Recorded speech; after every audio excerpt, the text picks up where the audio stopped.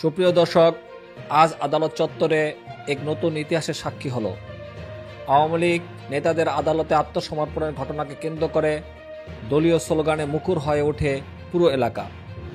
শেখ হাসিনার প্রতি তাদের আনুগত্য প্রকাশ এবং বিরোধীদের প্রতি শক্তিশালী বার্তা পৌঁছানোর দৃশ্য সকলের দৃষ্টি আকর্ষণ করেছে। চলুন বিস্তারিত জানি। আজ সকাল 10টায় আওয়ামী লীগের 3 জন শীর্ষস্থানীয় নেতা একটি আলোচিত মামলায় ঢাকার মহানগর আদালতে উপস্থিত হন। আদালতের প্রাঙ্গণে দলীয় নেতাকর্মীদের উপচে পড়া ভিড় দেখা যায়। আত্মসমর্পণের আগে তারা সাংবাদিকদের সামনে দলীয় একতা ও শেখ হাসিনার প্রতি তাদের অটুট বিশ্বাসের কথা জানান। আদালতে প্রবেশ করার সময় নেতারা বলেন, আমরা আইনকে সম্মান করি এবং প্রমাণ করতে চাই আওয়ামী লীগ আইনের শাসন বিশ্বাস করে। তবে আদালতের বাইরের পরিবেশ ছিল ভিন্ন রকম, প্রকম্পিত করে তোলেন। এই ঘটনায় রাজনৈতিক মহলে নানা ধরনের প্রতিক্রিয়া দেখা দিয়েছে।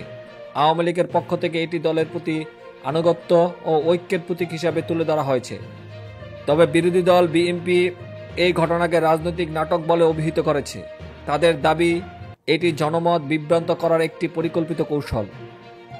বিএনপির এক নেতা বলেন, আওয়ামী লীগ তাদের নেতাদের দুর্নীতির আড়াল করতে এসব নাটক করছে। জনগণ এসব দেখে হাসছে। বিশেষজ্ঞদের মতে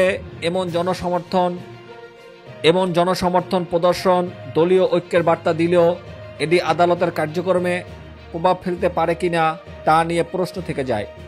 সাধারণ মানুষ এই ঘটনা নিয়ে বিভক্ত মতামত প্রকাশ করেছেন। কেউ বলেছেন এটি দলের প্রতি ভালোবাসার বহিঃপ্রকাশ, আর কেউ বলছেন এটি অপ্রয়োজনীয় রাজনৈতিক প্রদর্শনী।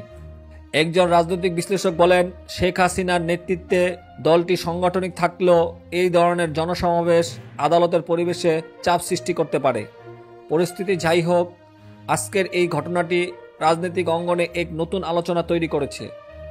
এটি শুধু একটি মামলা নয়, এবং দলীয় আনুগত্য ও বিরোধী দলের প্রতি বার্তা দেওয়ার মাধ্যমেও গুরুত্বপূর্ণ হয়ে উঠেছে। প্রিয় দর্শক, আপনাদের মতামত জানাতে ভুলবেন না। এই ধরনের রাজনৈতিক কর্মকাণ্ড দেশের গণতান্ত্রিক পরিবেশে কী ধরনের প্রভাব ফেলতে পারে বলে আপনি মনে করেন? আপনার মন্তব্য লিখুন নিচের কমেন্ট সেকশনে। নতুন আপডেট পেতে আমাদের চ্যানেল সাবস্ক্রাইব করুন এবং ঘন্টা আইকনে ক্লিক করুন। বাংলাদেশ নাও আপনাদের জন্য তুলে আনছে সাম্প্রতিক ঘটনার সর্বশেষ আপডেট। ধন্যবাদ সঙ্গে থাকার জন্য।